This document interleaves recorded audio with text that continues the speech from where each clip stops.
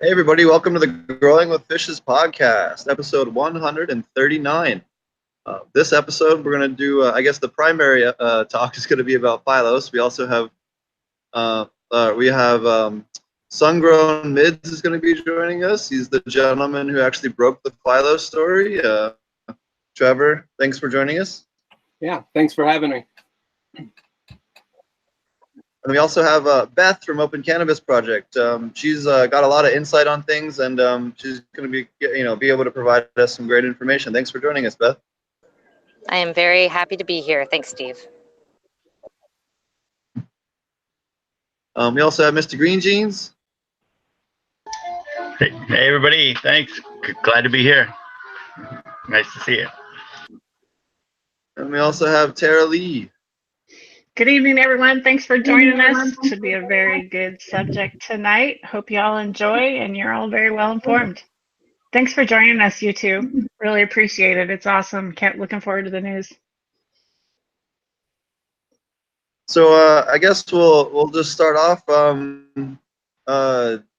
Thanks a lot for joining us, Justin. Do you want to give us your kind of how this whole thing got started? I guess for those of you guys, real quick, that don't know what Phylos is, for those of you guys that aren't out there, Phylos was a genetics testing company that was helping map out the different genomics for the different cannabis varietals. Originally, it was presented in the auspice of not being used for any other additional types of businesses. That's what they told the breeders. That's what they led everyone to believe. And that happened in the beginning. They actually were very favored by a lot of people. They did a lot of really awesome work with a lot of people until some stuff came to light recently, thanks to Trevor over here, who actually was able to dig up some a far different version of events when the people from Phylos were talking to investors versus when they're talking to breeders. So thanks a lot for joining us, Justin. Thank you for all of your amazing reporting. Thank you for getting the word out and sharing this, what these this company was actually doing, or at least what they were presenting to the investors. And I think it's pretty clear that one side, or either the investors or the breeders were told something that wasn't true. And I really appreciate you digging that up and saving us all from potentially a hell of a disaster, even if it's not completely safe. But thanks for bringing it to our attention. Yeah, definitely. It was really a group effort, actually. I just remember on Tuesday 2 weeks ago when the news dropped that they were going to start doing a breeding program, and the initial reaction of everyone was just outraged that they had been lied to and submitted, according to Phylos, they've got 5,000 samples that have been submitted, and people took to their post and really let them have it and told them what they thought. Unfortunately, there was a lot of confusion about the technology, a lot of confusion about what was really going on. And for the first 3 days, I myself had honestly just a lot of questions. I didn't have any answers. I didn't really know anything that was going on behind the scenes. And I just tried to press them on the technology and what was possible and what they were actually up to, because they're announcing that they're doing a breeding program and that it's going to be some revolutionary thing. I just, knowing what I know about genetic sequencing and what you can do with those technologies in terms of creating markers, was suspicious about what they had done. And so their response to everybody was basically using our own lack of technological expertise against us and confusing people and saying things that weren't really even at issue, or taking things that were kind of sci-fi scenarios and being like, ha ha ha, we can't revivify STEM. And that's not the issue. And then because of all of the doggedness of my engagement with them, people started reaching out to me, and somebody sent me a link of the video that was on YouTube that had been posted by the conference themselves. And that was what was so crazy about it, is that Phylos has no one to blame but themselves.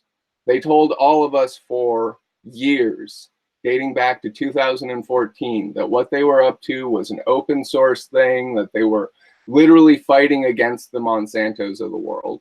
And I watched the video and it just floored me. Like, everything we had ever been told was the exact opposite of what was said to the people in that room.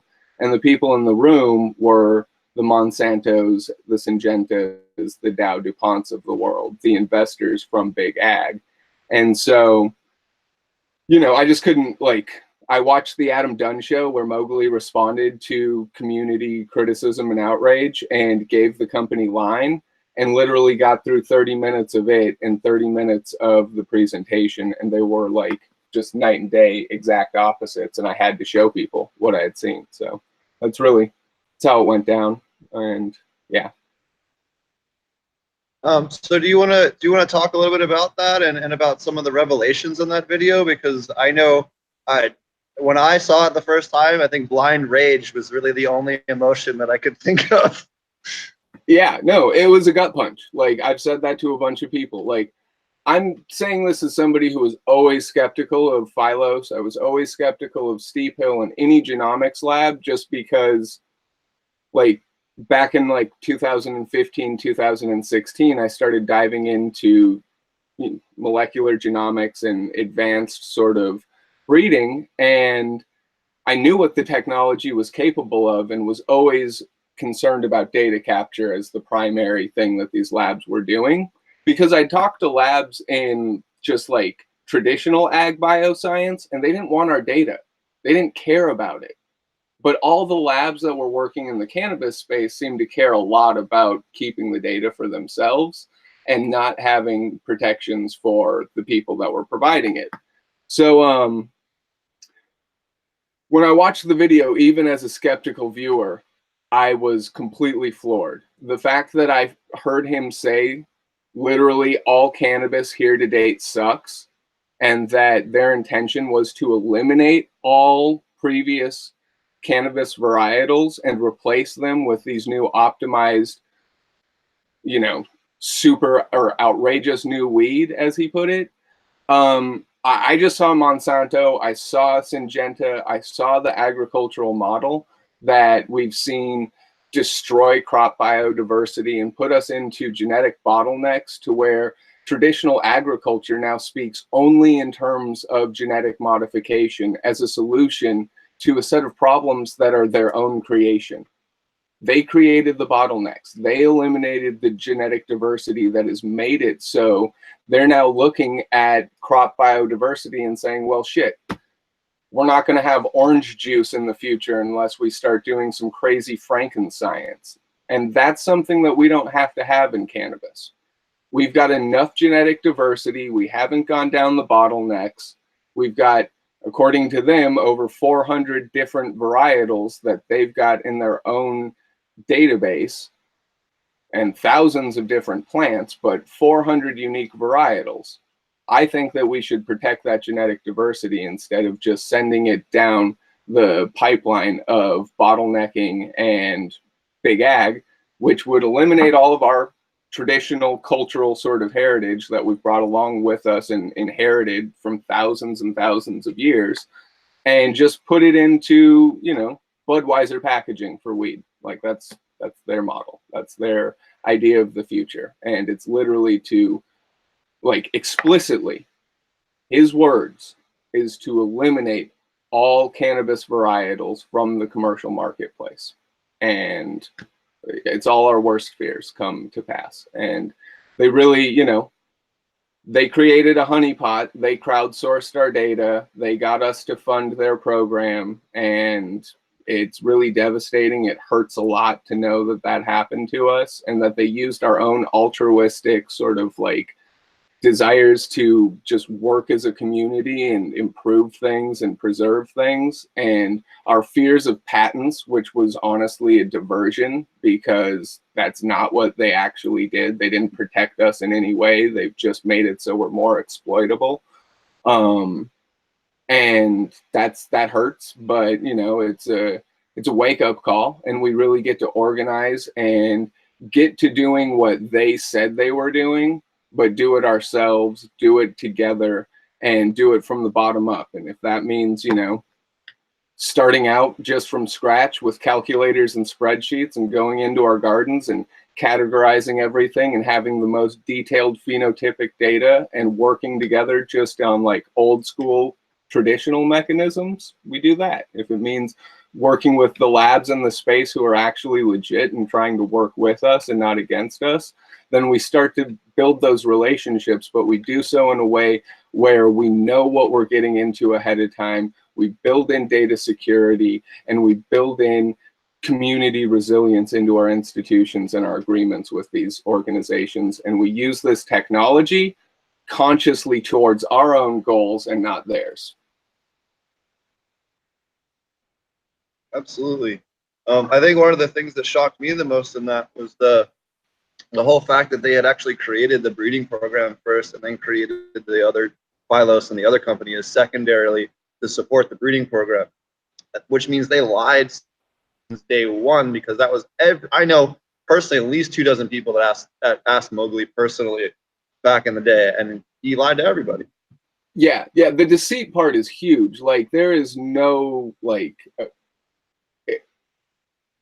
it's really just the most incredible abuse of trust on the level of getting all of us to agree, not all of us, but lots and lots of people to agree to hand over very precious data under false pretense. And it's devastating. I think, and on that note too, I think, and on that note too, and I don't mean to like call people out on anything, but like what, and you mentioned it a lot on your stuff, when, you know, based on people's reactions, there's a couple of really prominent people in the industry that actually people trusted a lot are now suddenly being like, oh, why didn't you think that was going to happen? And it's like, because you said it wouldn't.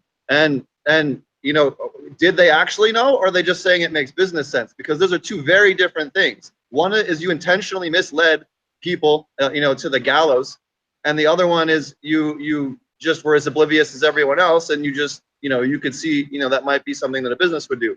Those are two entirely different things. Yeah. And a third wrinkle to that, I think, is also like, what are you going to do now?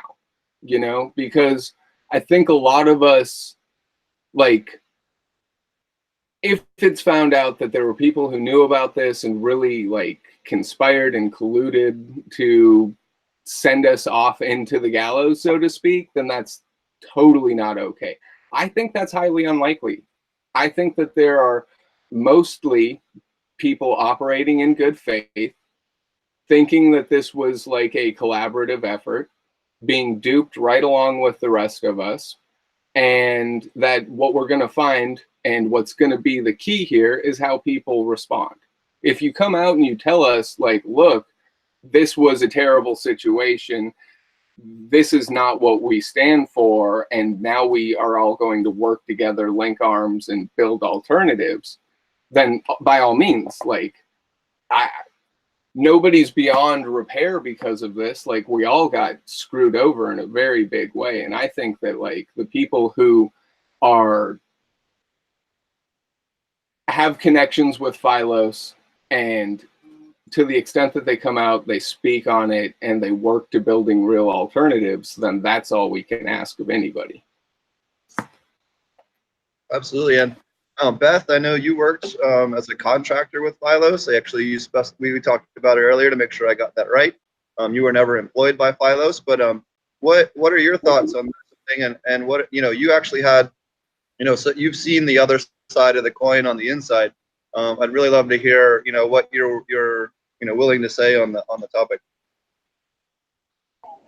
Yeah, totally. And, you know, first, thanks for inviting me. And I know that folks have been like kind of waiting to hear from Open Cannabis Project for a hot minute. And I want to say I'm sorry for any quietness from my part. My mom died recently, and I kind of was off the radar. And the same Tuesday that all this news dropped, I was literally in a plane with my mother's ashes on my lap coming back. And so for the first week or so, I kind of was just like not able to respond. So I'm sorry about that, and grateful for the opportunity to talk about this now.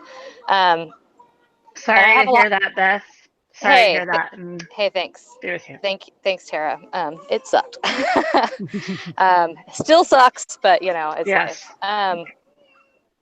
But you know, I actually, Steve, where to start? Like, what are your what specific questions? I mean, I have So, so many, so I guess, I have so many sure. thoughts So and so many, and all this. yeah, so I guess the first question I have is that you know the company a little bit differently. What was what you're allowed to say? I know there's some stuff you can't answer, and we talked about that earlier. But what did you know as far as like were they talking about this breeder model? Before it was public recently. Is this or was it something that like I'm sure that you didn't know or you would have warned people, but was there any kind of inkling that this was the direction they were going that you were able to tell?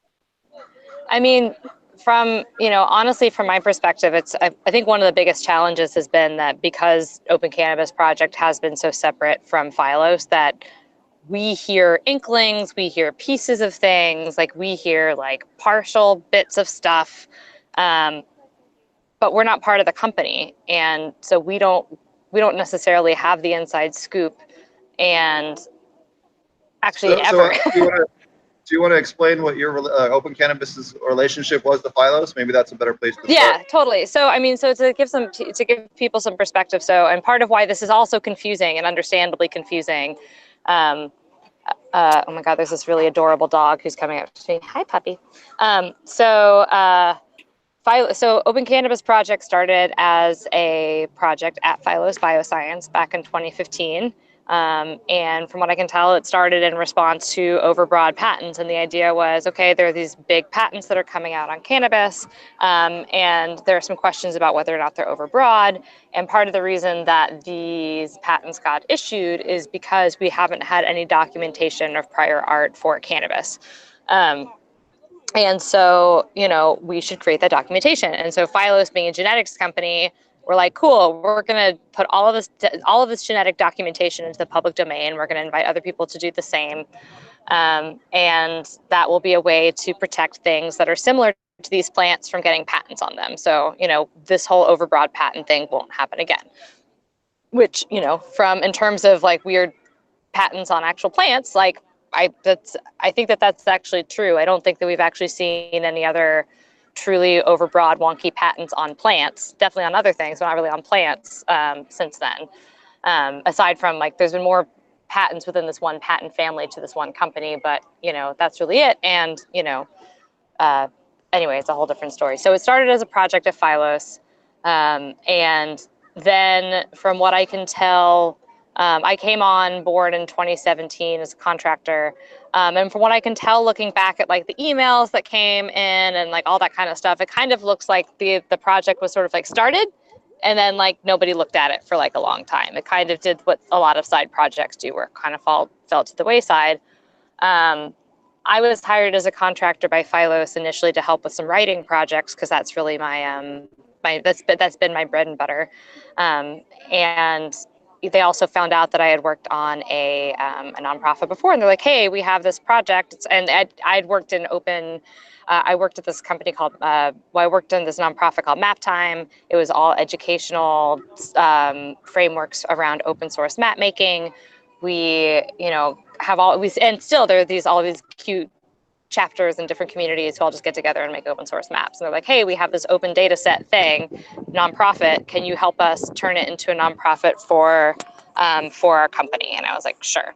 And they're like, the idea is that we really want to split this from Phylos because it really should be a nonprofit. This is like a philanthropic thing.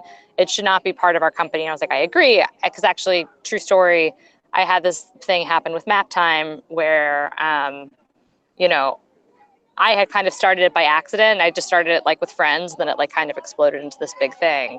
And the company I was working for was like, we should own that nonprofit. And I was like, actually, it should be independent. And so when Phylos is like, we want to make this nonprofit independent, I was like, on board, let's do it.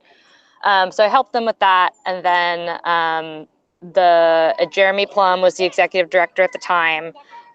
We had a lot of talks about, and he was slammed. He had just started a proof. He was really busy. And so it was clear to me that we needed to find a new executive director. And the new board, as it turned out, really liked me. And so when we had our initial board meeting, they asked me to be the executive director, and I accepted. And so my contract with Phylos ended in December of 2017. And then in January of 2018, I was paid through Open Cannabis Project. We raised about $20,000 by the end of the year from a few different investors or a few different donors. And I was like, okay, cool. And then I got to work rebuilding the database and all of that stuff. So that's the history of how I kind of got involved in this project. And I have to say, like, what I figured out really quickly going into it is that I was like, well, I knew going into it, I was like, okay, this is a wonky project. Like no matter how you slice it, like this is a technically wonky project, but I'm like, I live in technical wonky land. So, you know, like we'll figure it out, you know, like we'll figure out what we need to do. It'll be fine. And so I definitely, and, you know, maybe, and to some degree that was good, and some degree that was not great, you know, to like move forward and not being a subject matter expert, but my whole board was like, you'll get this, we'll support you, it's fine. And so I was like, okay, let's do this. And so, you know, I had no idea about any kind of breeding project. I had inklings and some suspicions that the company may be going in some different kinds of directions. Maybe that's why they need to separate. But the conversation was always like, whatever you guys are going to do, just be transparent about it. You know? So the old right hand doesn't know what the left hand is doing all of a sudden. Kind of, yeah. And so, and I think that, and one of the, and there were all sorts of things that I don't think that anyone really anticipated when we separated. Like, for example, you know, people thought that Open Cannabis Project could do genetic analysis for their strains. And I'm like, I can't do that. I operate out of my living room. I do not have any of those machineries. I just need the data if you want to share it with me or not. We also needed to create that infrastructure because it didn't exist yet. So yeah, it was, I really didn't know. I had some suspicions, but I didn't have anything verifiable. And, you know, I didn't really start to get clear answers to a lot of these questions until late 2018. And at that point, you know, my messaging had just been, this is not for me to be, this is your job to to share this information with the world. And so it's not my job to do PR for things that I have nothing to do with. So I and others have, you know, spoken to Phylos and asked them to be transparent. And I think what's hard and sad about all of this is that in releasing the video about the breeding, that was a step towards being transparent. And it was met with a lot of anger, and rightfully so. And then to be followed up with the investor video, which Steve, you sent it to me. I mean, I'd never seen anything like it. And it just made me really sad. It just made me really sad because it was clear that, like, I know, look, I mean, when you're working at a company, you're going to have moments where you're like, okay, I kind of have to like tailor my message to who I'm talking to.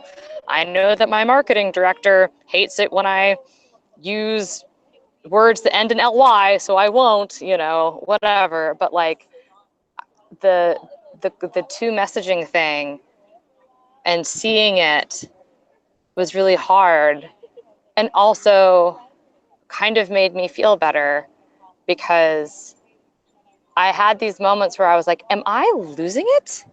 Am I losing my mind right now? Because what I seem to be seeing as reality and what's being communicated to me are two different things.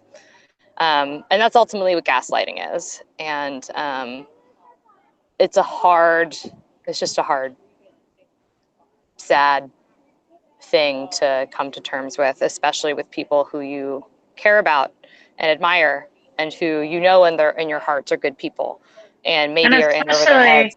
And especially when your connection runs deeper, right?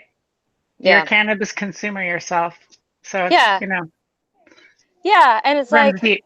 It runs deep, and also like, I mean,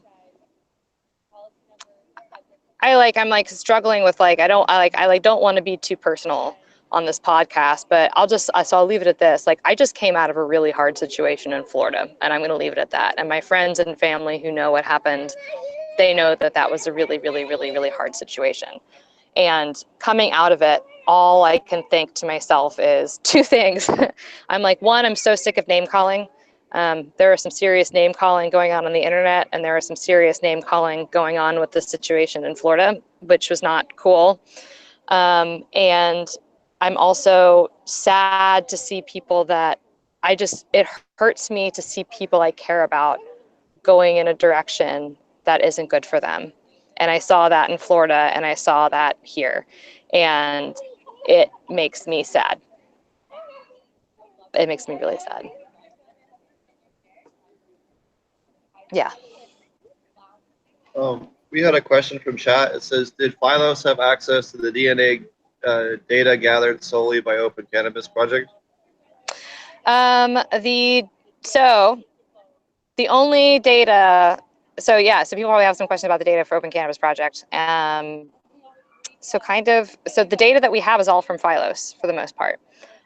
So data had access to all the data because that was all Phylos's data. With the exception of a few things from the very early days in Open Cannabis Project, we didn't collect any other genetic data. And the reason for that is twofold. One is that I figured out early on that actually genetic data in terms of prior art documentation and patent defense actually isn't that useful, at least not right now. People suppose that it probably will be in the future, and I think that that's probably true. But right now, prior art is mostly useful. Well, in general, prior art is only useful in terms of like the claims that come through in any kind of patent application. And so when your patent applications say things like any cannabis plant with at least 3% CBD and this list of terpenes, what matters as prior art is the cannabinoid profile and the terpene profile. The genetics don't matter unless they're brought up. And again, I think that these are things that might change. So in any case, realizing that genetics were not actually as useful as we thought that they would have been, and also, to be totally honest, it was clear to me that there was something wonky going on with the genetic situation anyway, just because there was so much contention just between the labs who had produced this genetic data that I was like, okay, in addition to this not being as useful as we'd want it to be, clearly this is contentious. So I'm going to pause on that and start working on collecting chemical data, which is what we did.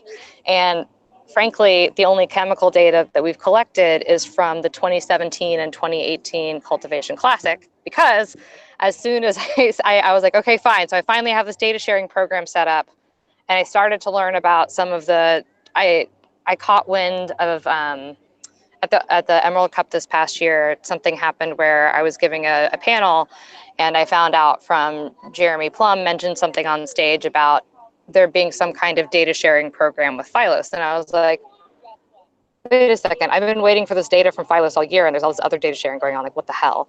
And so realizing this, I kind of quietly, but on purpose, paused data sharing and reached out to everybody who had wanted to share data with us and was like, hey, I don't really know what's going on. This is the situation. I'm trying to figure it out. Let me figure this out before you give us any data, frankly. So the only data that's in there is stuff from the original Open Cannabis Project from before I came on board. The only genetic data really that's on there is Phylos, and then the only chemical data is from Cultivation Classic.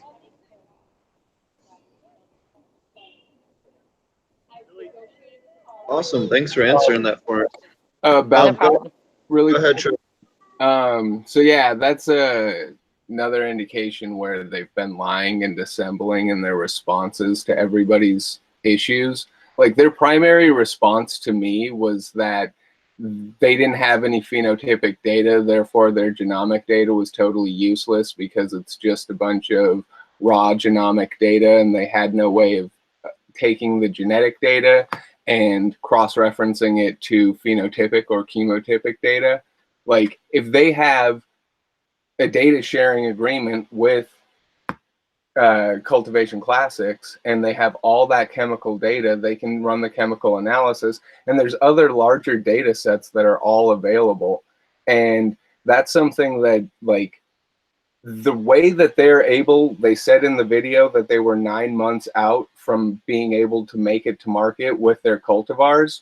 That means they've been doing the breeding for a considerable amount of time prior, if they're 9 months away from market.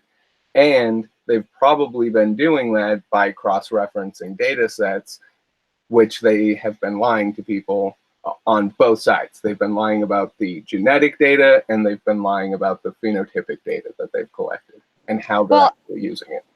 I think I think that you're probably right on.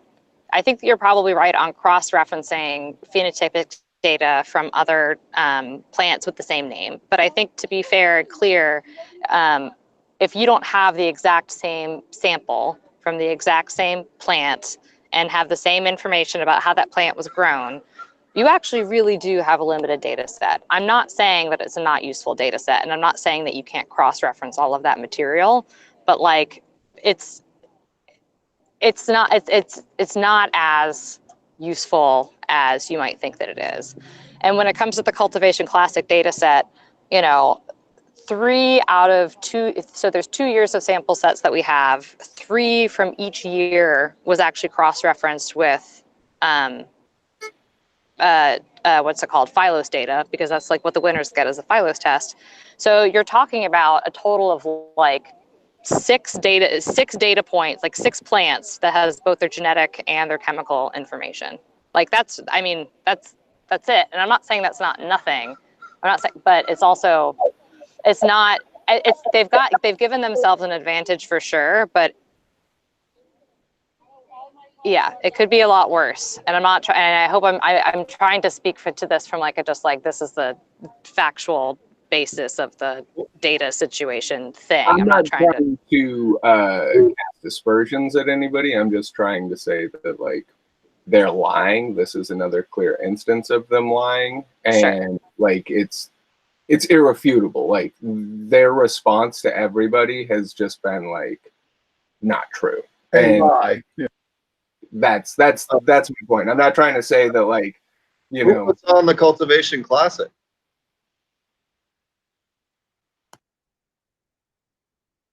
That's the question. I don't know. You might have to ask again, Steve. You came in fast and wasn't understandable, maybe. Your question about Cultivation Classic. He said Who organizes Cultivation Classic? Who organizes Cultivation Classic? Yeah. So Cultivation Classic has been is an amazing, wonderful, incredible event, and it's been organized. It was primarily, so the people who've been organizing it are Stephanie Barnhart, who formerly of the Willamette Week and now runs a company called Smart Cannabis, along with a woman named Dr. Adie Poe, Dr. Adie Ray Poe. I'm sorry, Dr. Adie Ray. She used to be Dr. Adie Poe. Let's see, who else? Jeremy Plum is involved with organizing the Cultivation Classic. Jeremy Sackett from Cascadia Labs, and Phylos has been involved in the past, primarily as a volunteer. Yeah, and I highly recommend, if you have questions about Cultivation Classic stuff, to talk to Stephanie, because she will be able to talk to you about all of those things. Yeah, I was just curious. So, Trevor, I know you had some other stuff to say on this, as far as like, you know, what, like you're saying, what do we do now? Obviously, everyone, you know, very clearly, Phylos lied to everyone. There's no question. Like you were saying, what's next? Yeah, I think that to a certain extent, what's happened is there's been a number of different responses from the community. It's been pretty inspiring to a certain extent. Like, I've seen a lot of people who, like, my Instagram was a backwoods that just had a bunch of pot breeders on it, and I dorked out about pot breeding. That's all I cared about, was breeding cannabis and trying to apply sort of, you know, scientific approaches to breeding. And since this happened, my Instagram's just completely blown up. A lot of people who I feel like you know, we haven't always necessarily been in the same sort of camps in the cannabis world, so to speak. You know, there's like the regenerative cannabis world, there's the SoCal more indoor world. And I think this is something that really unifies all of cannabis, like all historic cannabis. The people who have been doing this and struggling and have been part of this movement since, you know, decades past are really coming together and speaking up and unifying around this issue, because we do see it as an existential threat to our heritage, our culture, and our traditions going forward. Like, they laid it out. Their plan is to eliminate all heirloom varietals. Their model is to create a uniform, mass consumable product that will crush us with economies of scale. I've gotten into arguments with half of their, like, you know, all these grad students that they're encouraging to go on to become plant breeders. And these people are just trying to humiliate and like discourage us from even engaging in what we've been doing historically, and are gloating about how they're going to crush us with scientific breeding. And like, they can't even win a debate against a dude with a fucking college or high school proficiency test. And that's like the mentality they're coming at us with. They think that just because we don't have some letters behind our names, that we're just some hillbillies and stoners and we're stupid, and that's not the case. I think that really we're going to organize, we're going to unify, and the key now is everybody has to speak up. It's not about what's happened in the past in terms of complicity or unfortunate situations where we've like worked with Phylos. It's about what we do going forward. I called out Kevin Jodry on my Instagram because I was hurt. I was hurt that he went around in the regenerative cannabis network and preached the good word about coming together and cooperating, and that he's being silent in the face of what has happened. And that the few words he's said has been to say, well, it's all inevitable. Like, we all know it's inevitable, dude. We know that large capitalized interests are coming and they're gonna crush. They have the ability to bring economies of scale. They have the ability to marshal in technologies that they will use to their ends.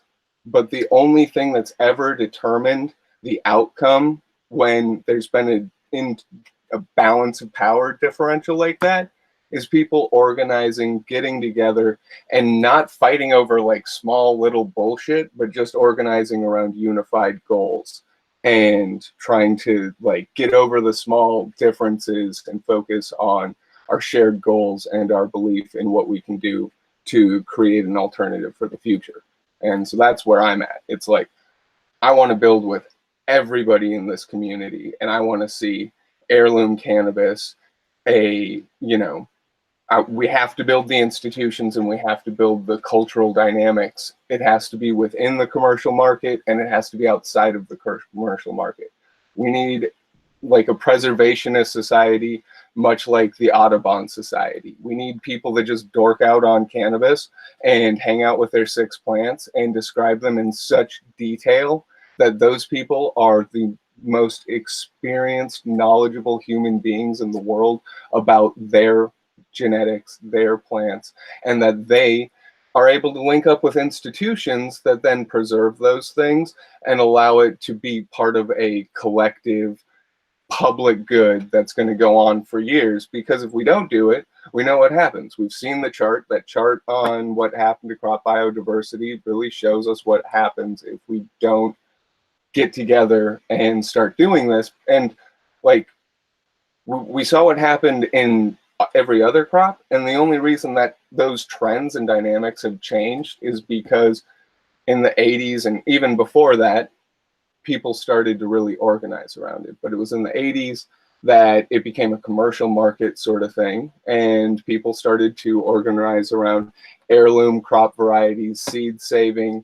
A lot of hippies started pulling out old heirloom varieties. They started connecting with indigenous communities. They started organizing buyers cooperatives and farmers markets, and like that whole culture the back to the land homesteading, all of that was a way of building resilience and cultural alternatives to the capitalist sort of monolith that was imposed upon us, and the sort of like normative lifestyle that so many hippies and back to the land people and alternative lifestyle people who brought cannabis into American culture got down with. And like, this whole legalization thing has just fucked us all up, and we're like just scared, and we're not remembering like what we did in the past to overcome similar circumstances. And that's what we got to do now. We got to build buyers co-ops. Like, cannabis in the commercial market sucks. Like, I went to one dispensary once and it was like awful. And like, I would love to buy really good cannabis from people who I know produce really good cannabis, but I can't because they're not able to get into the dispensaries and get into the supply chain. And I need to get with my other people and aggregate my buying ability to determine and hold the supply chain accountable to us. And every single point across the supply chain, there's local, there's regional, there's national, there's global. We got to organize, and we got to network, and we got to build alternatives together. Well said. Cheers to that, man. That was like so well said. Seriously. Woo. Cheers, everybody in chat. Thanks for being here, everyone. Thanks. Trevor, you're SunGrownMids? Yeah. What's up, man? I'm Joshua, Dutch Blooms. We haven't met before, but hey. Yeah. No, you were at the Regenerative up in Humboldt at the conference. Yeah. Did we meet there? Sorry, man. No, we didn't meet. I was there, and so I recognize your face, and it's, gotcha. It's weird to recognize faces from Instagram for me. So. Yeah. Anyways, man, dude, so well said. Everything that you just, well, I won't say everything, but 99% of what you just said, like, I'm like, fuck yes, dude. Yes. And that's where I'm at, like I have a background in growing vegetables as well, heirlooms specifically. And like, so as you were saying stuff, I'm like, oh yeah. And then you just follow it all the way through with, that this started with the back to the land movement in the 80s and the 70s. And the organic movement that we have, even in like shitty ass stores like Whole Foods and Trader Joe's, which is better than not, in my opinion. I'm not, that's not the food I would want to eat, but. Now, wait a minute. I sold produce to Whole Foods now, so, just not all food at Whole Foods is Man, I talk shit about the co-ops here locally, because I walk in and it's all Californian and Mexican lettuce, and I live in Washington. We can grow lettuce year round here. And so I'm with you on a lot of that stuff. I guess, I just and I don't even know how to say what I want to say, so please give me a little grace. But like, Kevin's my homie, so and I invited him to be a part of the conference, and he was a huge part of the conference. He took up a whole day of it, right? So there's some part of me that feels, wanting to say something about that, and I kind of agree a bit with what he said about it, dude. To be honest, like that's where I kind of like I expect corporations to be corporations. I'm the and we all have different opinions on a lot of things, but I don't even fucking vote because I expect the government to be the government, and I've lost total fucking hope in it myself. I've lost total hope in like corporations that are set out to make money solely, to do anything but make money, and that's going to result in bad decisions for the whole, and it's fucking sucks. And I agree with that, but like in my personal path, I've spent so much energy going down that, and like I feel like I've lost energy, going down that hole. And in reality, it was just so, I don't know if you got a chance to listen to that podcast I posted with Ed Curry, but Ed Curry breeds peppers, right? And he's like this super old timer, and it's fucking amazing. He's bred most of the peppers that we eat. Like they started with just green peppers, and he does it all by sight, senses, looking at plants just like we do. And it's fucking amazing. And the reason I posted it was just like for the same thing that you just said was, they can't stop us. They can have all this data, but we have something more. We have experience with the plant that you can't just look at data and extrapolate from. And, you know, they're going to make some fucking wonderful varieties that are going to be able to be shipped across all the motherfucking world, just like the tomatoes, just like the cucumbers, all that shit, right? But nobody, once you start eating that shit, nobody wants to eat it. It's shit. It's garbage. You know, that I don't eat tomatoes unless they're grown from my garden and they're heirloom varietals, because they're just not worth eating, you know, and most produce is that way because it's nutrient deficient. And what we've had the opportunity to learn in cannabis and really, you know, put all of our energy into making really nutrient dense plants, like it's provided a different knowledge set. And I'm just with you with like the back part of what you said, you know, man, like I want to celebrate that, but like, fuck Phylos, you know, but that's what they were going to do. You know, that's what they're always going to do. I'm sorry that folks got duped. I really am. But like, I expected it. And like, that's what every corporation is going to do. So fuck them, and let's move on and let's fucking do some cool shit, you know?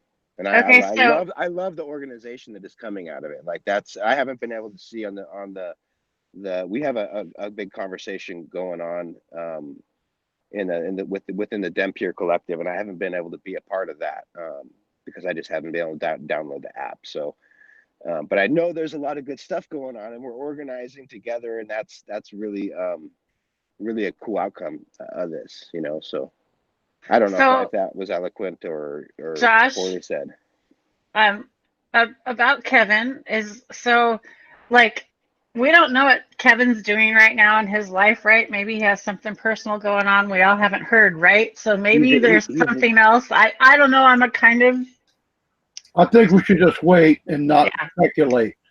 Yeah. I mean, he might be not even in the country, quite honestly. Yeah, we all don't know what's going on, so we need to just. I know he was supposed to be in 2 different continents this month, and quite frankly, like, he might just be like, fuck, dude, that's fucking shitty. Like, you know what I mean? I was just trying to, like, you know, do my thing. You know what I mean? Like, just be like, I don't want to fucking talk.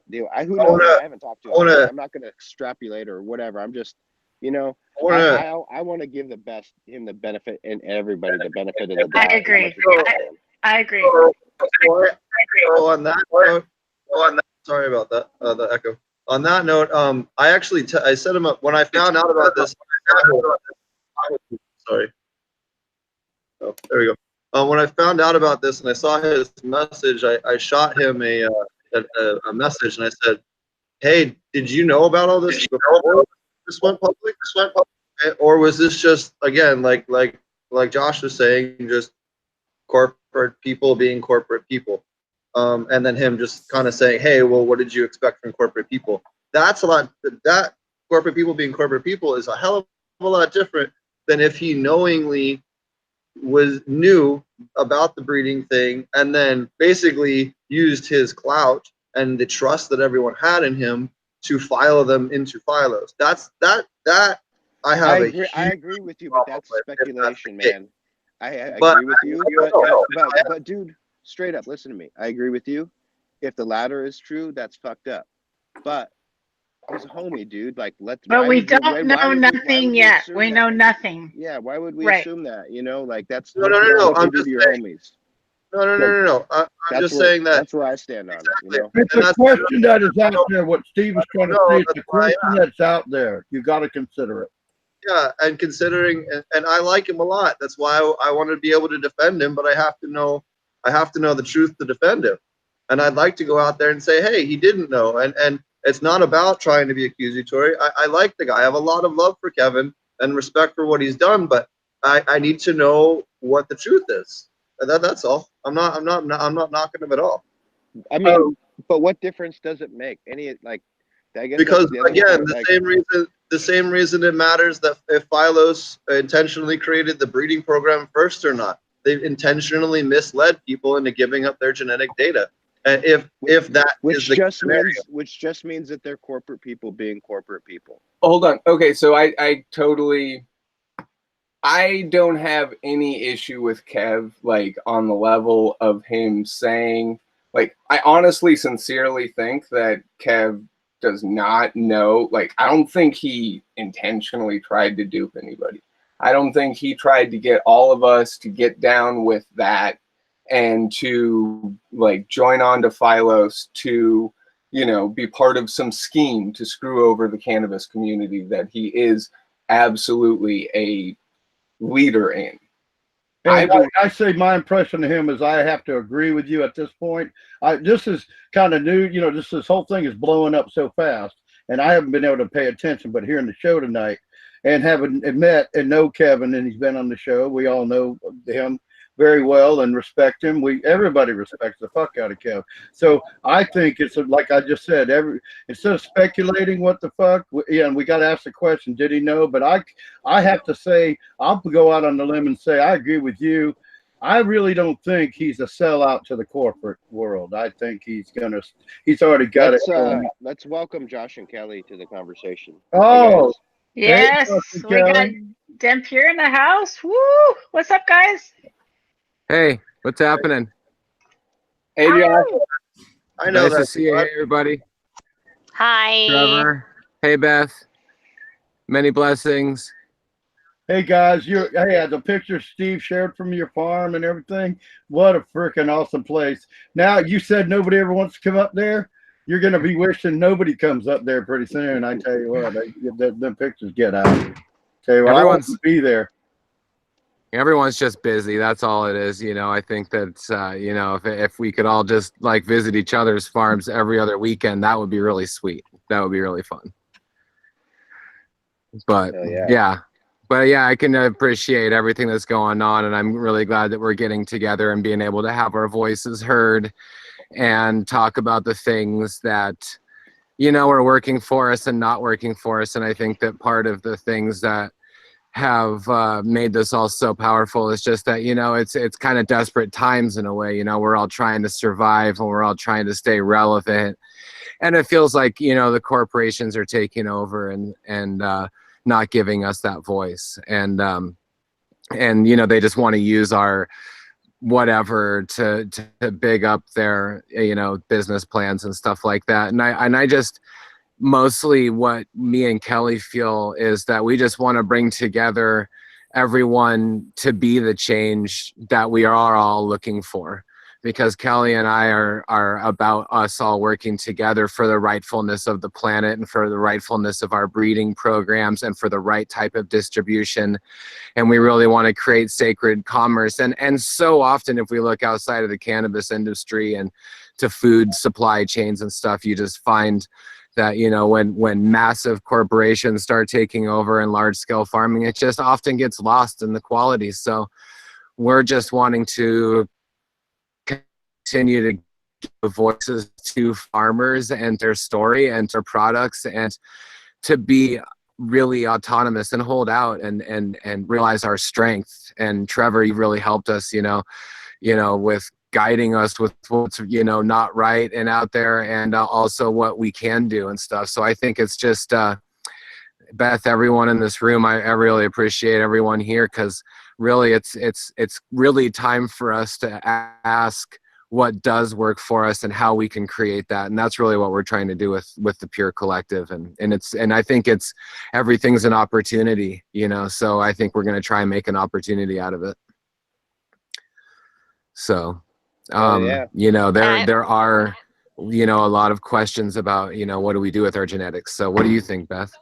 Oh, I was just going to say, I'm so happy to see you. And I'm honestly like, I mean, I think that like my perspective, like coming out of like a death scenario right now and moving through like, and the death of my mom, and like going through the process of letting a lot of things go and healing with a lot of things with my family and healing a lot of old wounds, and, you know, taking things that had been hoarded into a house and like sending them off to new homes and giving them new life.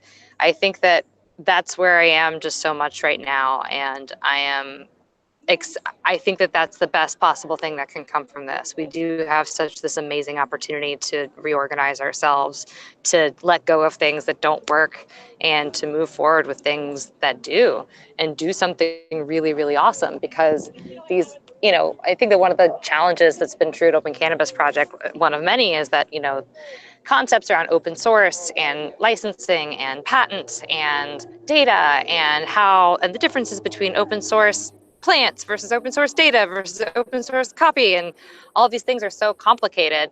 It can be hard to understand like why they're so fucking important.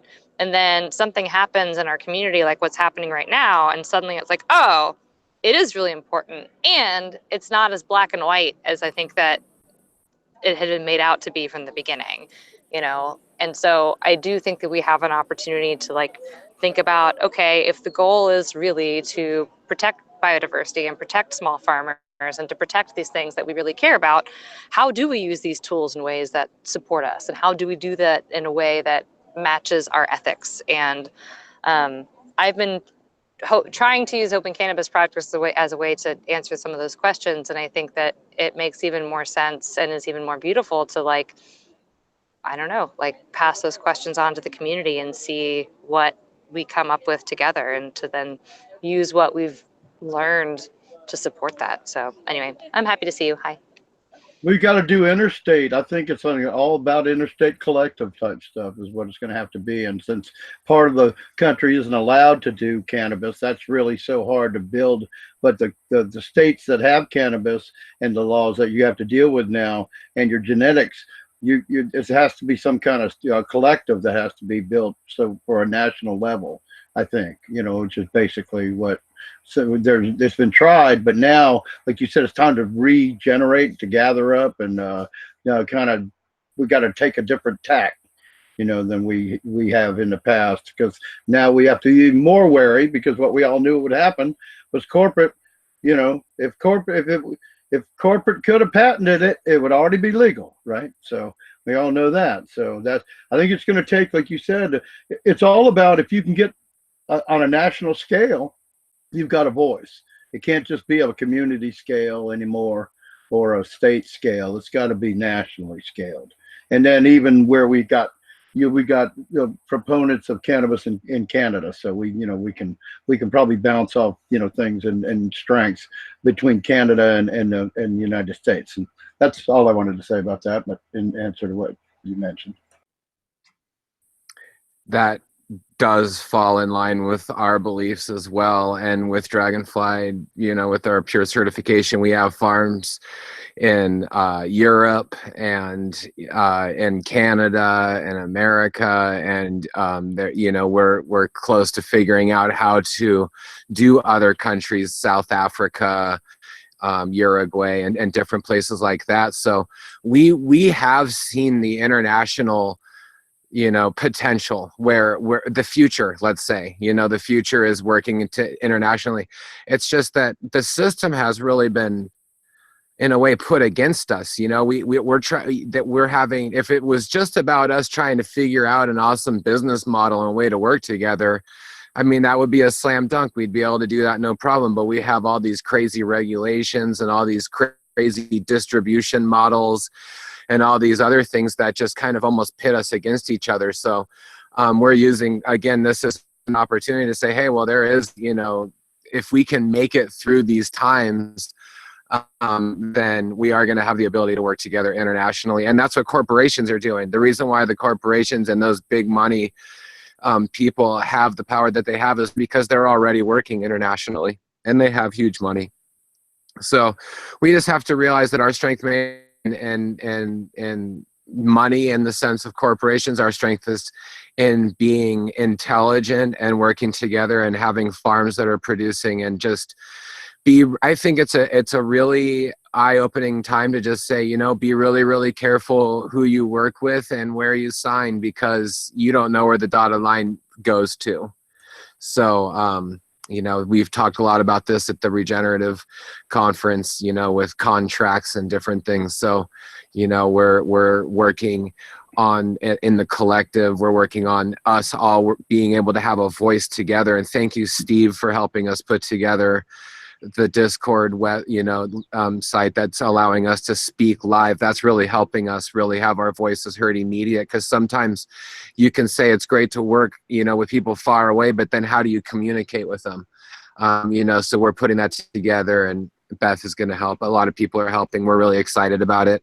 So again, compost is taking something that's dying and making it into something living. So this is kind of a compost situation. It's time for us to be a seed, as Mr. Green Jeans would say, we're be a seed and rise up out of the soil food web. So I guess the soil food web is maybe our consciousness. Maybe it's our business food web or something. I think we have to just become like pranksters a little bit and be creative, but we also want to be integral and not lose. We don't want to get lost in the mire, and I think we want to keep our integrity going. What do you all think? So it'd be Phylos be like a broadmite then? We need to cook them out.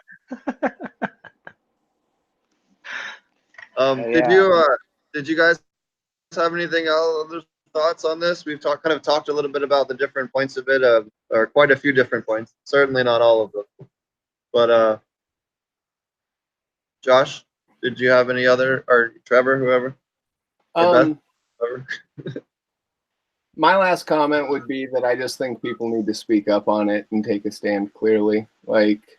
I don't disagree with anything anybody said. I think we're all really in agreement and need to focus on how to build alternatives more than focus on, who said what, who did what. It's more about what you're doing now and where you're really putting your actions and your intentions.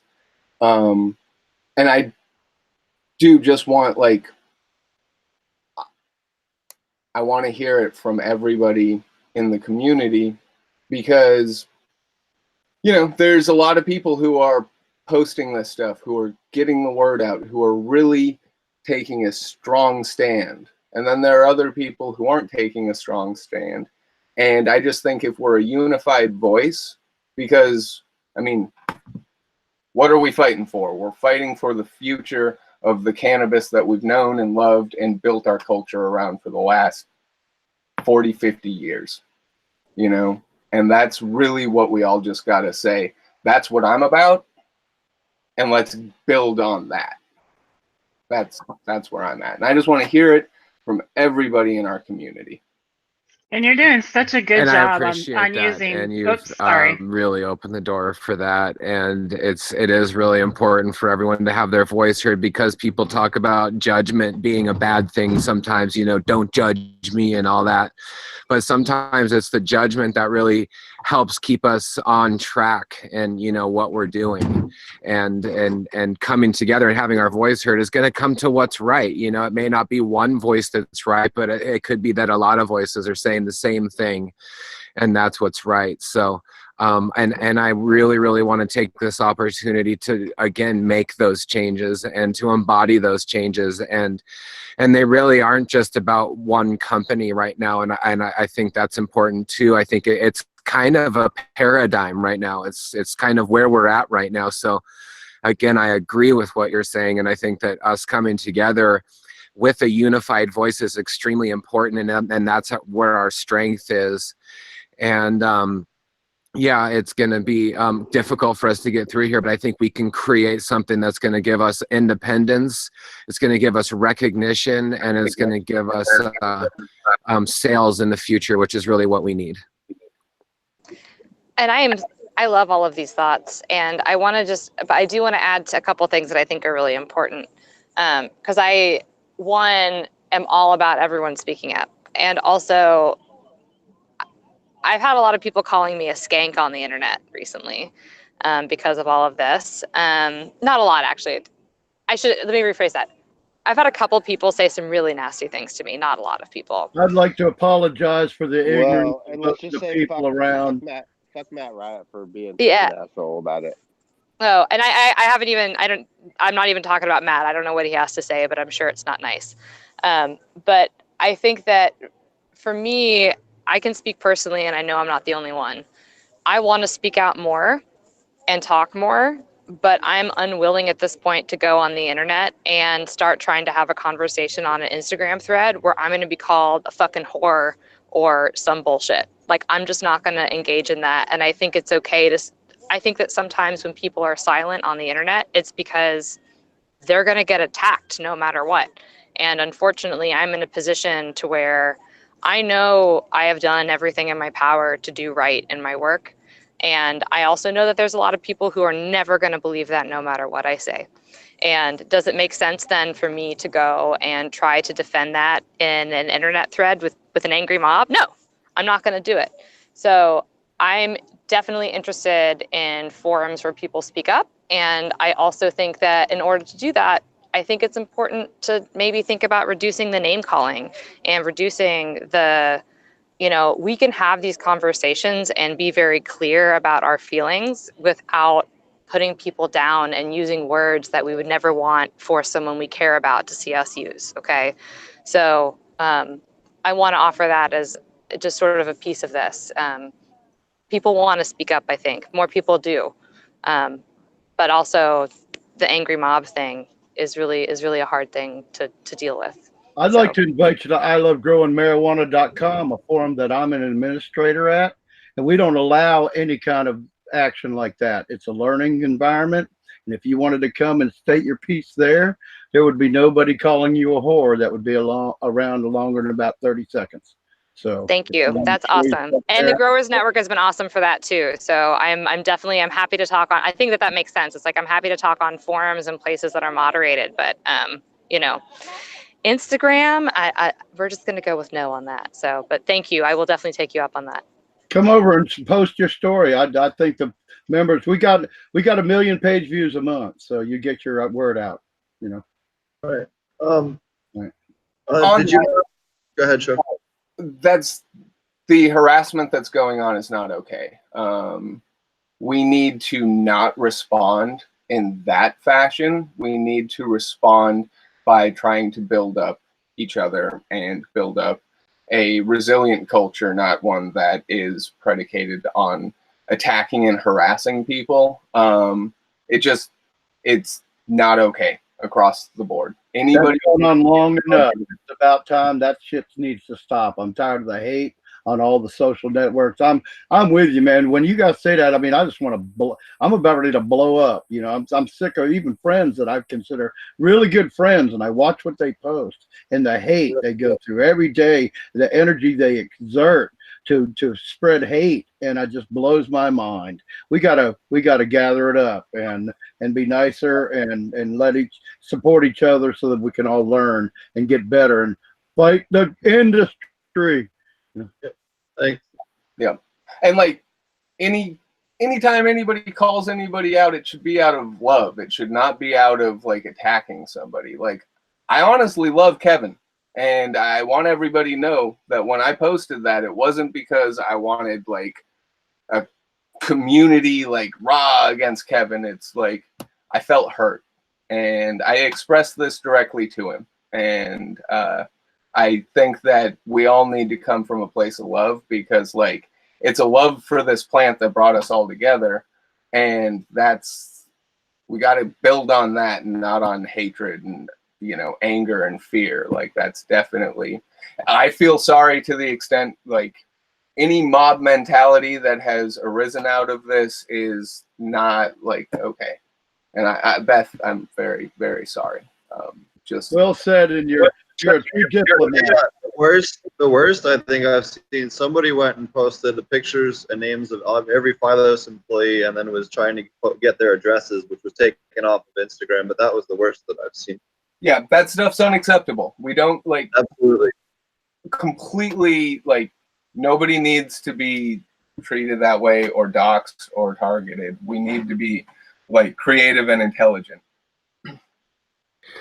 That's what we're agreeing with. So it's sort of like, yeah, we have boundaries, and so it's important to have boundaries, and it's important to say, hey, this doesn't work and everything. And then it's important for us to, be able to. The challenge isn't sometimes just, saying that you don't like something. Sometimes the challenging is saying, here, this is the alternative, and this is what we're, trying to work towards and everything. So you have to endure the time it takes to make a change. I thought you were kind of hitting on that, Josh. You have, like in order to make, you have to endure the time it takes. You have to regather, like Beth said, and endure the time it takes to make a change. That'll better us all in this situation.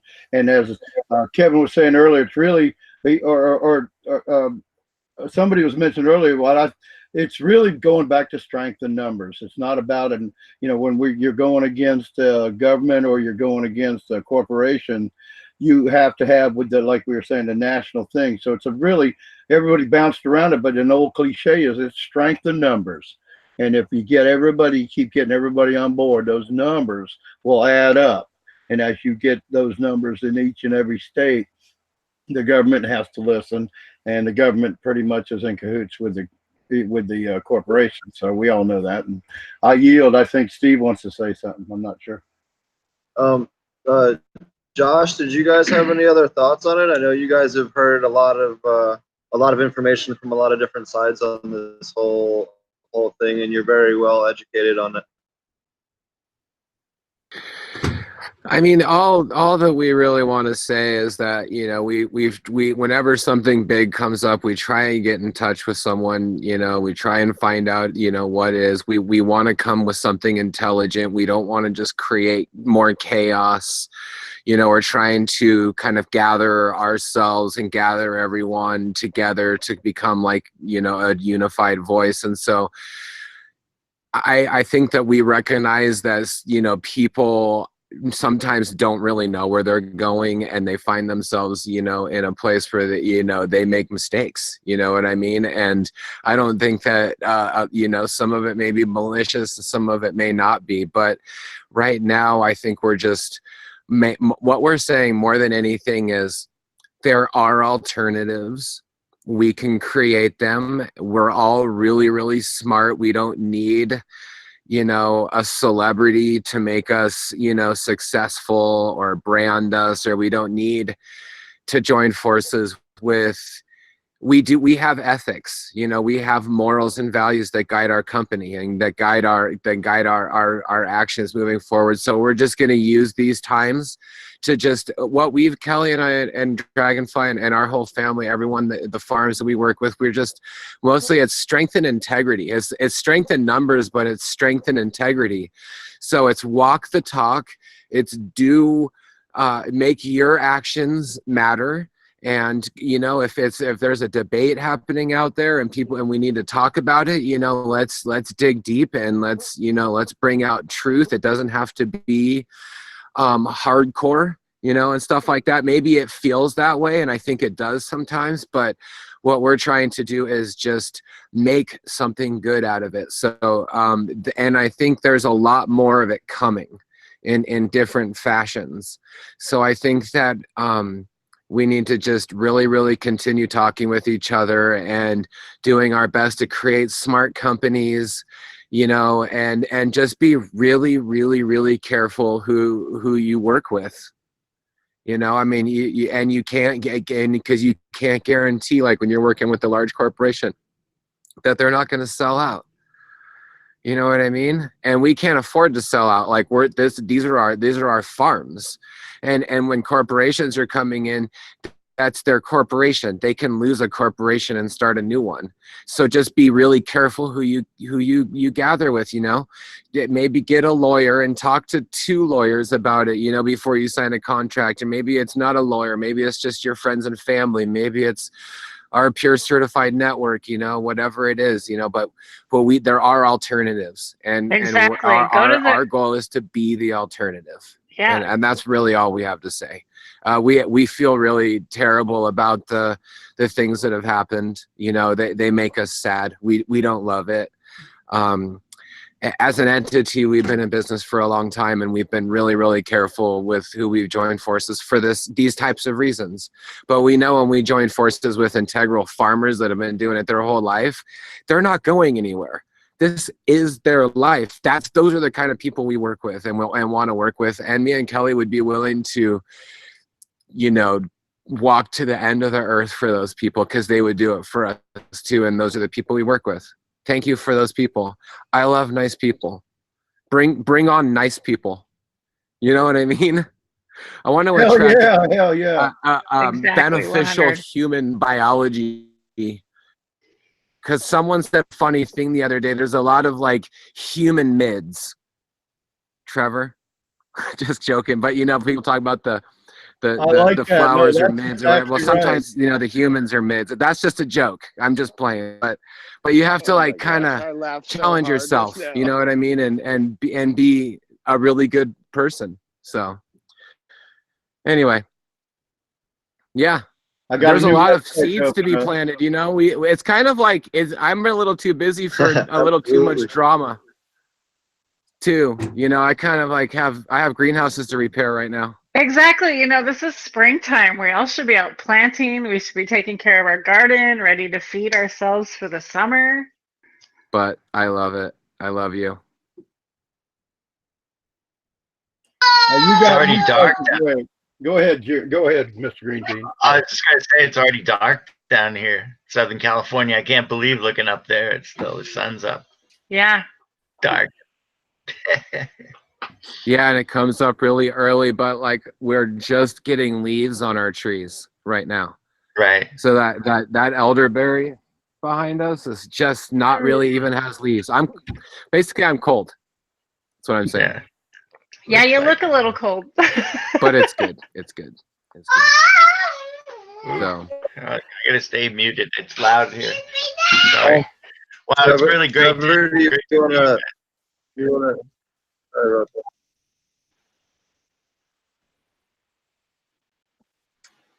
What's that? Steve, you're really Um, glitching So, out. Trevor, do you want to tell us about some of the other organizing and community that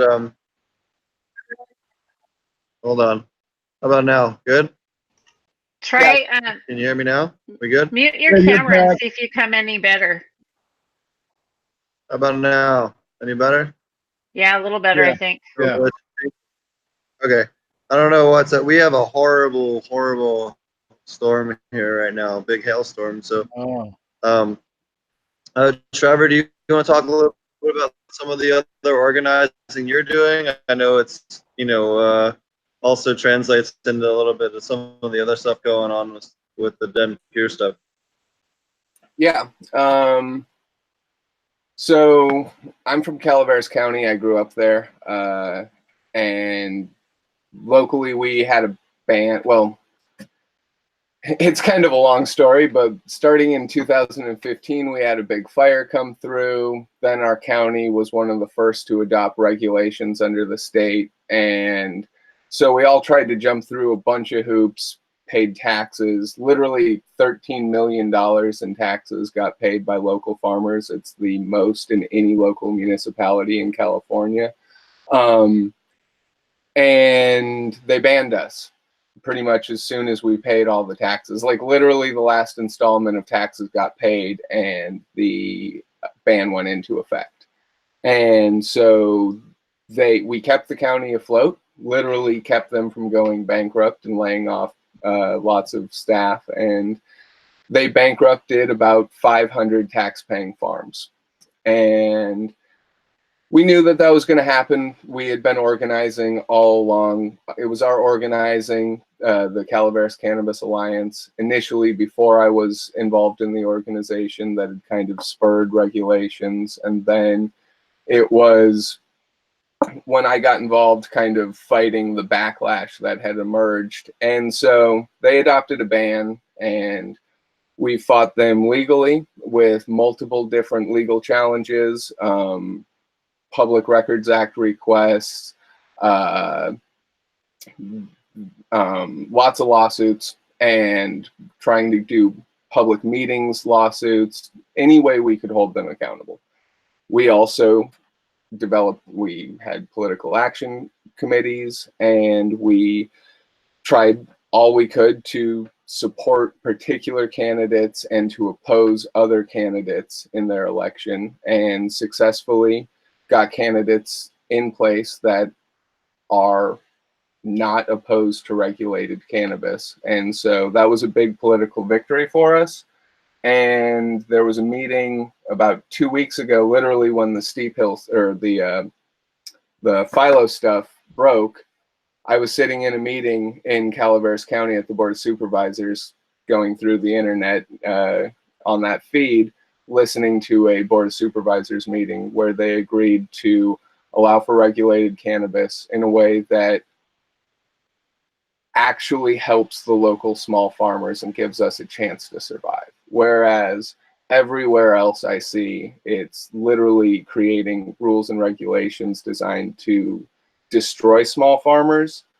The regulations that they have proposed are ones that would actually give the people who jumped through all the hoops, paid all those taxes, the ability to either operate where they're currently located or to transfer onto properties and really kind of coalesce around cooperative, collective models.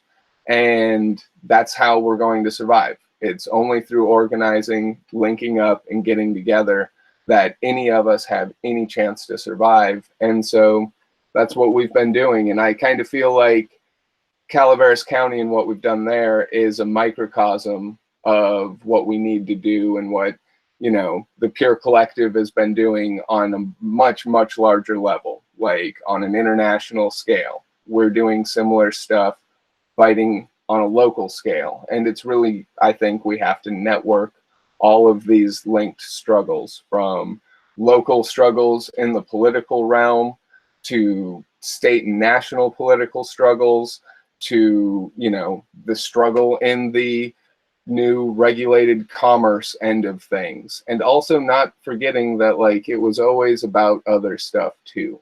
It was always about culture, community, growing plants. And for those people who can't survive in this new commercial market where it's just, you know, it's on totally soulless. Like, the decisions are just terrible that you have to make. Like, even in the best situations, good people I know are making forced decisions that are terrible.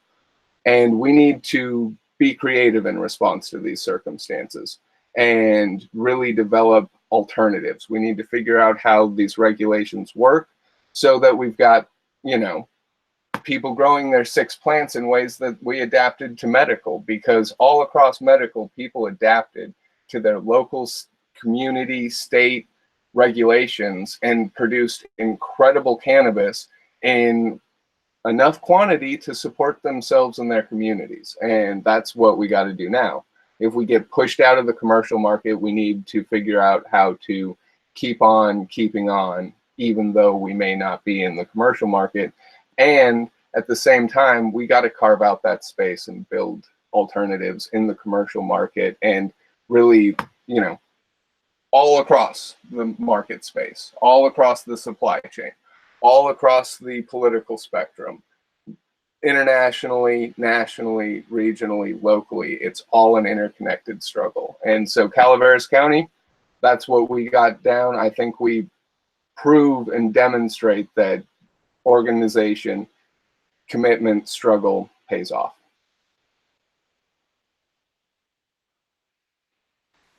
Cool, It's man. beautiful. Really That's what we awesome. need. That kind of organization is really needed in the industry. And I know on a similar note, I know Josh, do you want to talk a little bit more about the collective and you know what's going on with that and all the wonderful things that you guys are working on a very similar wavelength? Yeah, you know, we're bringing together, you know, scientists and farmers and business people and genetic, you know, collaborators. You know, we're working on breeding projects together where we have the opportunity to work together as farms in different bioregions. We're working on, you know, recognizing different appellations and different terroirs that we're working with in the world, and basically being able to create, you know, value in different bioregions. So, I mean, Calaveras County is an amazing ecosystem, and Trevor's laid out, you know, some of the ways that they've won in their area and in a lot of ways. And so what we want to do is learn from that, you know, and when we have an opportunity to talk within our collective, then we can use some of those successes in our areas And then within our collective, then we have the ability to work together to kind of help each other out so that we don't have to feel so burdened with those with those technicalities or bureaucracy that we may face. And there is a tremendous opportunity of joining together. So we're just learning, how we can create, an international marketplace and projects where we can work together. And then we don't have to be just one farm. We can be many farms. So if someone wants to, advance, hemp genetics, then we would be able to figure out how to grow, hemp genetics in Canada and in the US and in different regions. And then we have the ability to have collective bargaining and collective distribution where we can attract other buyers in the world that are looking for integral products and looking for integral flowers. And we can even create potentially a buyer's, club or a buyer's situation where we can connect farmers to the products, to medical farms and or not farms but medical companies and people that are nutraceutical companies maybe looking for pure product. People might want hemp, but there's not a lot of regenerative organic hemp in the world, so one thing our farms is we're putting together protocols on what regenerative hemp is and what regenerative even THC farming is. And we're recognizing, that that's a huge commodity because a lot of corporations really just have words and portfolios, and what we have is history, like Trevor has been saying. And so we're growing this product. We have this potential, and what we need to do is now just attract people that really value that. And so when you join together as a collective, you have the ability to attract those people, and then you're not locked into an exclusive deal with some corporation that you're hoping it works out. And we just don't want to work like that. We want to work like independent farmers and scientists so we're putting a structure together where farmers are protective and independent farms are supported and their stories are supported, and they have the ability to make products and put it in together in a marketplace. That's essentially what we're working on, and it's a really big deal because we want growers to be protected, and that's a big issue because I think part of the things that we're talking about with Phylos or other distribution companies in California that are questionable, it comes down to that we're trying to survive, and we don't want to. The one thing we have is our connection with the plant, so we want this connection to guide us to the right kind of relationships. So we're working on creating strong relationships right now internationally because, we've seen international, then we're in Canada and Oregon. And so we have the abilities to put that together. So I kind of said some of that before, but I built on it. But those are the reasons why, we love farmers and we appreciate breeders, and breeders often don't get the representation that they're looking for. And sometimes they get wooed by big money deals, and they might get lost in that big money deal, and so it's a really important time in life right now, because even with vegetables, I mean, there's like 12 varieties of vegetables that are commonly grown in the world.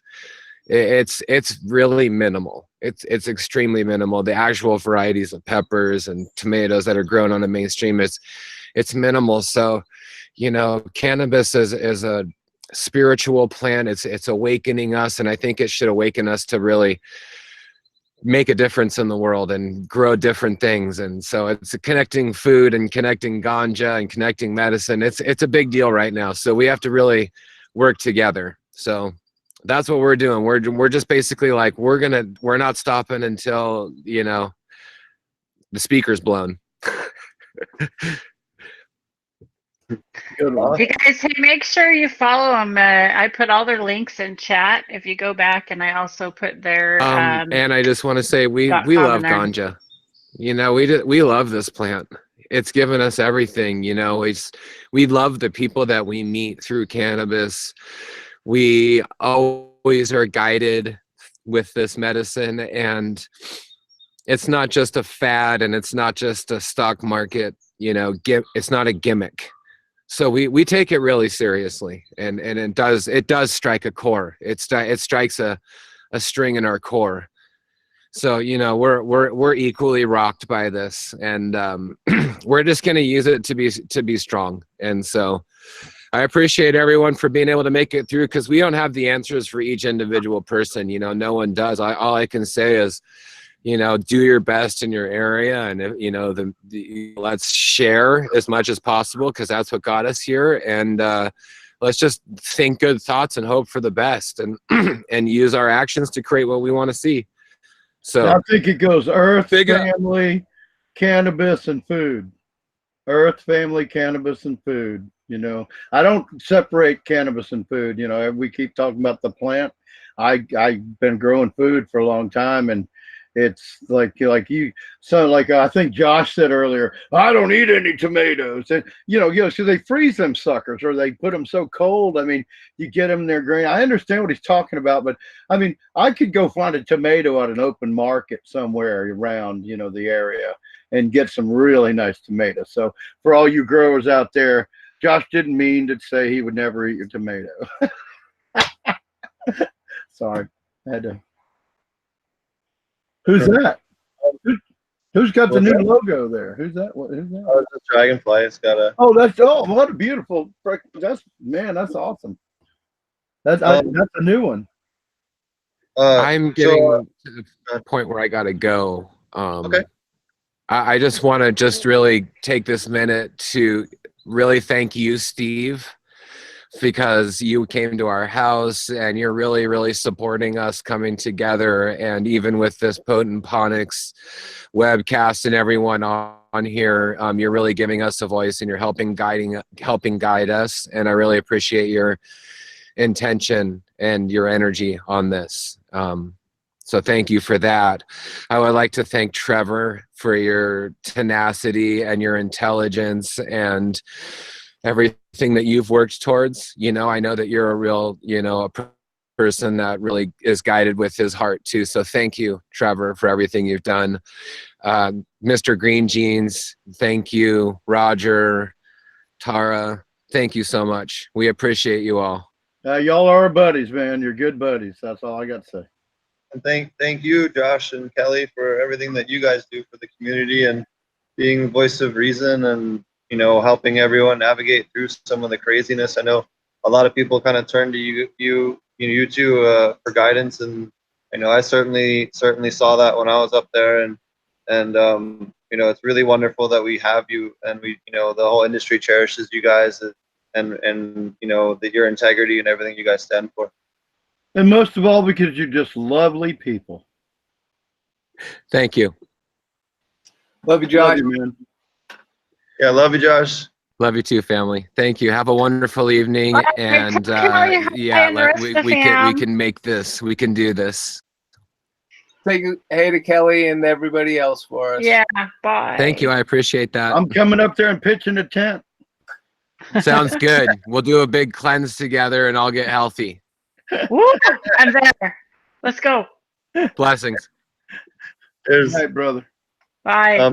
I also want to mention, so Josh is Dutch Blooms on Instagram and on YouTube, and organicregenerativeCannabis.com. And then Beth is part of the Open Cannabis. She's the head of Open Cannabis Project. You can find out more about that over at opencannabisproject.org, I believe it is, or .com. I forget the exact thing. I'll put the link in the description. I put her Instagram in chat earlier as well. It's sad to hear about all the hate that she's experiencing. That's sad to hear. I mean, yeah, hate's everywhere. That's why we got to fight it with positivity. For every negative comment, you got to go make 10 more, right? Isn't that how you're supposed to change it? Oh, you make 10 positive comments. Yeah. For every negative one, you better go make 10 positive one to fight that negative one. Yeah, hell yeah. A good idea. That's a good one. Yeah, I like that. Yep. So yeah, and you can find out more about Dragonfly at dragonflyearthmedicine.com or denpure.com, denpurefarmers.com. and they have a whole bunch of wonderful things. Trevor, you had tell us a little bit about some of the methods you were using before the fire and stuff like that. What were some of the different, maybe unique things that you had on your farm, or unique things you learned while doing things, the Den Pure way? So honestly, I just grew up around a bunch of back to the land hippies, and they told me how to grow. Like, I was a 16-year-old, I was being homeschooled, and like, yeah, the neighbor, he had gotten raided the year before, and in '99, and when he got raided, I was there. We were all there, a whole bunch of people, lots of kids around, and he got his script and fought it, and he ended up getting sentenced to alternative therapy, which meant massage. So the next year, after dude got busted and had to go through the court system and ended up getting sentenced to massage therapy, he decided he was going to grow in his front yard instead of in the bush. And so I was just a kid growing up around them, and learned how to grow at the neighbor's house. I had 6 plants in my backyard. I was growing them for my mom, who was a medical patient at the time, and that's how I learned. Like, just strictly organic principles, very traditional, no real like science or thought, or like nobody could really explain why we did what we did. We just did it. And it was because it was an organic principle and we didn't have the science behind it. And so for years, I just did that and kind of built on it, would kind of read up on forums and always just try and keep it as simple and as organic as possible. We never had mother rooms. We never had clones. We were all off the grid, completely like, living the life. And so the fire came through, and that really devastated me and set me back pretty bad. It burnt everything on our property, all of our gardens, everything except the house. And I'd gotten on Instagram and hit up Dragonfly, and we started talking and just talking about my history and growing and gardening and the different, being homeschooled, home birth, the whole, background, and everything clicked. And as I described my processes, they're like, well, basically you're doing the system right now. And here's the literature, here's the, the 6 closed loop systems, and here how you can develop more practices and more sustainability. And so I really got into it. I got, the Jadam books, the KNF books. I started looking at my property entirely differently than I had before, and tried to find as many inputs as I could find in my own property. So I was finding mullein, I was pulling all the different biodynamic accumulators that I could find on my property and making ferments out of those. And it was main reason also, I had zero money. Fire happened, no crop, totally broke, and $0 to my name, and had to figure out how to make something out of it. And that first year in 2016, my yields outproduced so many other people that were just dumping tens of thousands of dollars in terrible fertilizers, be they organic store-boughts or, full-on just nasty chemi. And my yields per unit were comparable or larger to a lot of theirs. And all I was using was ferments and a bag of guano that I had left over. That was it. And I managed off of about $450 to grow an entire crop. And that just made me a true believer of everything that I was hearing and learning from them, and just trying to reduce even more any, externalities or inputs that I was getting from just random ass places all over the world where it wasn't necessary. And I found that those practices have produced way better than even my organic principles previously, or when I compare it to my neighbors or to other people in the area. And I also was just lucky to have like a lot of older hippies teach me the ropes, and then have people like Josh and Kelly, have the Instagram community, which really shares incredible knowledge, and also like just learning from trial and error. Like, you know, had awesome beneficial mite destroyers in my property that were just there naturally. I never did anything.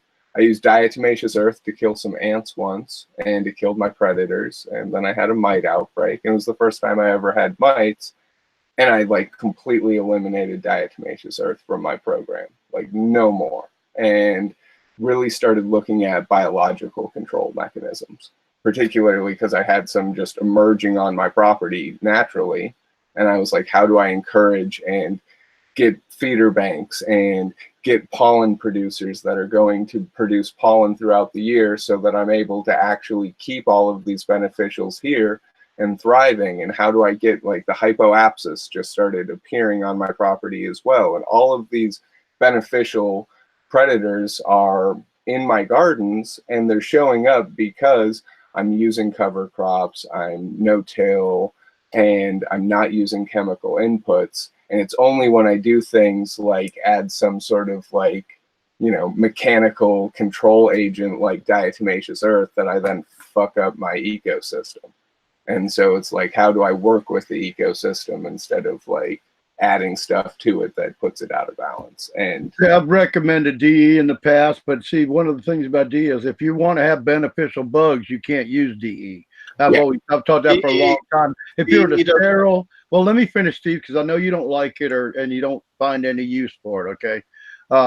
But in a hydroponic environment where you're not, just for the hydro growers, and this is a hydro show, I'm just saying when you want to be sterile, because you don't expect to have bugs because you don't have any living culture, it's useful, and it does kill a lot of shit. It's also really good for you to ingest. It kills worms and parasites in your body and your animals' bodies. So I just move on and I give it up after that. But I agree with you. If you've got a living culture, that's what I've always taught. If you have a living culture with bugs, beneficial bugs, you cannot use DE. But it's not totally bad. It's not like it's one of those things you can never use. There are many uses for it. And I'm sorry to interrupt you, but I just wanted to throw that out there. Because, yeah, no, it was like it was sort of old school hippie science where it was just like, this one's safe, it's not going to hurt anything. And so it was, yeah, it's definitely got its place. And like in terms of things you could use, it's really much better than so many alternatives. But same thing, like, Scott Ola granola and learning about neem, like totally, Neem Gate and the Neem Wars of Instagram a couple years ago, like really changed some minds, and I appreciate that a lot. And so, we're all learning together, and we're building sort of like a knowledge base and an epistemic community, so to speak, that's just incredible. Like what we've managed, like what, Mowgli said, like, ooh, people in basements don't know how to breathe and stuff. And I'm just like, I'm amazed. Breeding started in basements. What the fuck? Exactly. Like, I just look at the, like, not only did it start in basements, look at the tools that they had and the like way that they adapted stuff in the 80s to figure out how to really do it for cultivation, and how they adapted the genetics of the plant to do it. Like, every culture throughout time has figured out how to adapt this plant to whatever situations they're in and to whatever end uses they're really like desiring. And that's incredible to me. And I always I try to bring it up to prohibitionists, where I'm just like, what? Like, you're choosing to just be like, this thing's like out of bounds, we're gonna just ignore it. And it's like, if you really wanted to, you could just like have a cultural complex that doesn't use it for psychoactive purposes. Like the Chinese figured out how to do that 10,000 years ago. Well, many Far Eastern, we see people in America fail to realize that the Far East And like Istanbul, you know, which was Constantinople, was once like the center of the universe, like New York City. You know, for the Far East came to Istanbul to bring all the spices, and they knew agriculture from way, way, way back. And all this fermenting and all this stuff has been used for thousands of years. And it was funny because when you said, well, back in the 80s, and I'm going, wait a minute, over there, I think, I don't know what kind of age would you like to, well, there you go. I'll ask you a question. What age would you put the Far Eastern? How long they've been doing that? Already known that genetic. No. So actually, the Chinese have been doing it since 29 officially since the what's his name, the guy that founded Chinese medicine. Cool. But they were the first ones to use it for anesthesia. They were the first ones that realized it was antibiotic. But we actually have to wrap the show up in the next 5 or 10 minutes. We have major flooding here, and if I don't get from the grow to where I'm staying, I'm going to probably be stuck here. So I just want to say heads up. Let's try to, I got about 10 minutes left before I need to physically leave here before I may or may not be able to get back. All right, brother. Well, yeah, you gotta get safe, or else we won't have a show Thursday. So yeah, we're gonna do a little bit of format tweaking, and the interviews are going to be slightly more structured and going forward. And the first guest we're going to have for that on Thursday is we're going to have Wade Laughter, the gentleman from House of Harlequin. He will be joining us. He's the gentleman who developed Harlequin strain, which has been later used to create a whole wide range of CBD cultivars. Many of you guys have known, and he's one of the early pioneers of CBD genetics, and it'll be really wonderful to have him on. I was on the phone with him earlier today. He's going to be coming on and dropping CBD knowledge. I've been out in Oklahoma working on this grow. I'll have more stuff to show off soon, but you guys are going to really like it. You guys saw my Instagram today. You saw the fish tanks arrived, so it'd be pretty cool. Trevor, thank you so much for coming on. Why don't you tell everybody how to find you?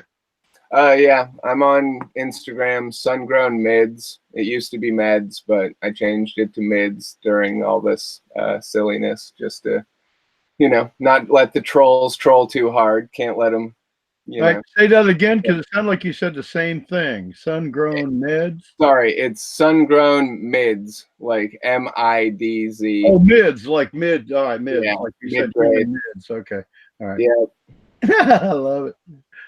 Indeed. But yeah, follow me there. I'm probably going to put my page on private again soon after all this kind of dies down. So get in while you can.